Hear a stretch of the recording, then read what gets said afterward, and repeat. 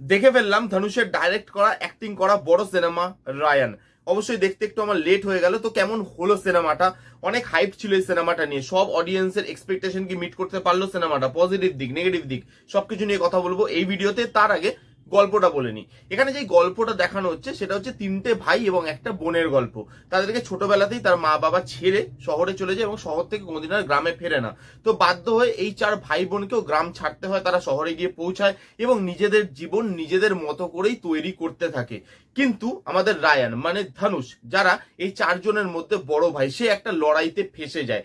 কি সেই লড়াই? এবং বলে না যে যখন নিজেদের মানুষ পাশে না থাকে তখন লড়াইটা আরো কঠিন হয়ে যায়। কেন আমি এই কথা বলছি সেটা জানতে গেলে এই সিনেমাটা আপনাকে হলে গিয়ে দেখতে হবে। এবার যদি এই সিনেমার পজিটিভ দিক নিয়ে কথা বলি, বেশ কিছু পজিটিভ দিক আছে এবং সেটাই হওয়ার কথা ছিল। ধনুষের সিনেমা, তারই ডাইরেক্ট করা, আশা রেখে গেছিলাম এবং আমার এক্সপেকটেশন এই সিনেমাটা মিট করতে পারে। এবার অনেকগুলো পজিটিভ দিক আছে, একটা একটা করে কথা বলি। ফার্স্টে হচ্ছে এই সিনেমার ট্রিটমেন্ট। এখানে যে অ্যাকশন ট্রিটমেন্টটা নেওয়া হয়েছে সেই ট্রিটমেন্টটা সাউথ ইন্ডিয়ান ইন্ডাস্ট্রিতে নতুন কিছু নয় বা আউট অফ দ্য বক্স কিছু নয়। এরকম ধরনের ট্রিটমেন্ট এর আগে আমরা সাউথ ইন্ডিয়ান ইন্ডাস্ট্রিতে দেখে এসেছি।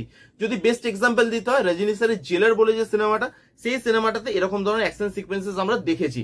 আমি যখন এবার এলাবোরেট করব তখন আপনি বুঝতে পারবেন আমি কিসের কথা বলছি। এটা একটা অ্যাকশন মুভি, কিন্তু এর মধ্যে ড্রামাও আছে, কমেডিও আছে, ইমোশন আছে, কিন্তু বেসিক্যালি এটা একটা অ্যাকশন মুভি।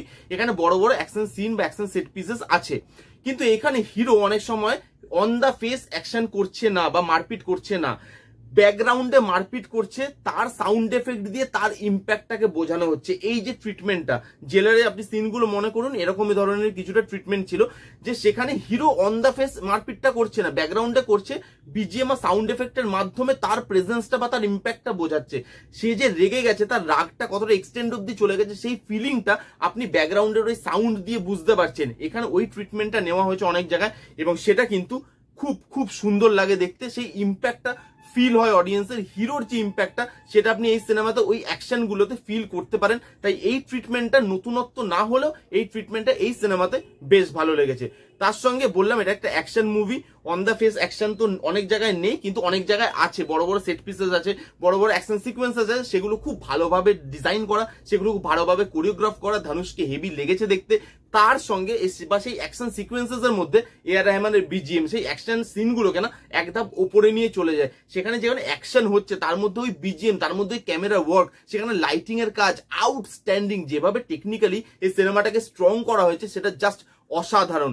এখানে প্রত্যেকটা কাজে লাইটিং এর কাজ, বিজিএম এর কাজ, অ্যাকশন সিকোয়েন্সেস, ভিএফএক্স এর কাজ, প্রত্যেকটা ডিপার্টমেন্টে যেভাবে খরচা করা হয়েছে, যেভাবে খাটা হয়েছে সেটা আউটস্ট্যান্ডিং। তো টেকনিক্যালি এই সিনেমাটা খুব স্ট্রং। তার সঙ্গে পারফরমেন্সেস, এখানে ধনুষ তো আউটস্ট্যান্ডিং পারফরমেন্স দিয়েছেই, তার সঙ্গে তার যে বোন হয়েছিল সে, তার যে দুই ভাই এবং আদার কাস্টে যারা যারা পারফরমেন্সেস দিয়েছে, যারা ভিলেন হয়েছিল, প্রত্যেকে ভালো পারফর্ম করেছে। ধনুষকে প্রত্যেকে সাপোর্ট করেছে এবং ধনুষকে আউটস্ট্যান্ডিং লেগেছে। তার স্লো মোশন শট, সে যেভাবে ঢোকে, একটা হিরো ঢুকলে যে বিল্ড আপটা হয়, সে যে মানে তার ভেতরে একটা রাগ আছে কিন্তু সবসময় সেটা ওই অন দ্য ফেস ওইটাকে আনে না, সেই জিনিসটা যেভাবে দেখানো হয়েছে। ধনুষের ফেসিয়াল এক্সপ্রেশন, তার বডি ল্যাঙ্গুয়েজ, তার ফিজিক, তার অ্যাকশন, প্রত্যেকটা জিনিস জাস্ট আউটস্ট্যান্ডিং।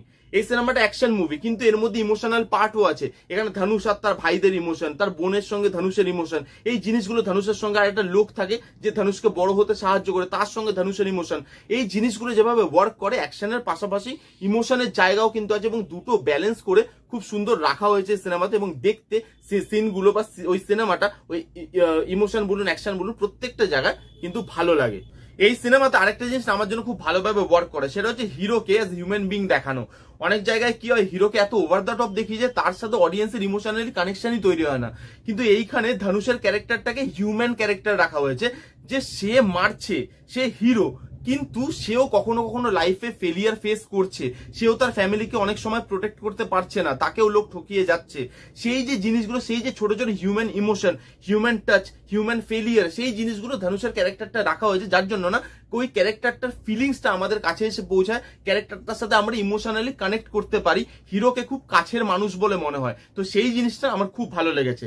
এই ছিল মোটামুটি পজিটিভ দিক। এবার যদি আমি নেগেটিভ দিকে মুভ করি, ফার্স্ট হচ্ছে প্রকাশ রাজের ক্যারেক্টারটা ডেভেলপ করা হয়নি, ক্যারেক্টারটা বড় ছিল, ক্যারেক্টারটার মধ্যে আরো অনেক কিছু করা যেত, ওই পুলিশ আর রায়ানের যে টাসেলটা ওইটা দেখতে মজা লাগতো, কিন্তু এখানে প্রকাশ রাজের ক্যারেক্টারটা ভালোভাবে লেখা হয়নি, তাকে পারফরমেন্সেস এর জায়গা দেওয়া হয়নি এবং মনে হয়েছে যে এখানে প্রকাশ রাজকে জাস্ট ওয়েস্ট করা হয়েছে। এই সিনেমাটা বেশ বড়, প্রায় 2.5 ঘন্টা রানিং লেন্থ এবং ওই রানিং লেন্থটা ফিল হয় অনেক সময় দেখতে দেখতে মনে হয় যে এই জায়গাগুলো কেটে বাদও যাওয়া যেত, এগুলো একটু মোনোটোনাস লাগছে বা রিপিটেটিভ লাগছে, সেই জিনিসগুলো আমার মনে হয়েছে এই সিনেমা থেকে কেটে বাদ দিয়ে এই সিনেমাটা 2 ঘন্টা 10-15 মিনিটের করলে বেশি ভালো হতো, আরো ক্রিস্প হতো। বাট এই সিনেমাটা একটা আউটস্ট্যান্ডিং সিনেমা হচ্ছে, যারা অ্যাকশন মুভি ভালোবাসে, যারা ধনুষের মুভি দেখতে ভালোবাসে, তারা এই সিনেমাটা গিয়ে দেখুন। এর যে লুক অ্যান্ড ফিল, এর যে টেকনিক্যালিটি, এটা একটা সিনেম্যাটিক ট্রিট সিনেমা লাভারদের জন্য।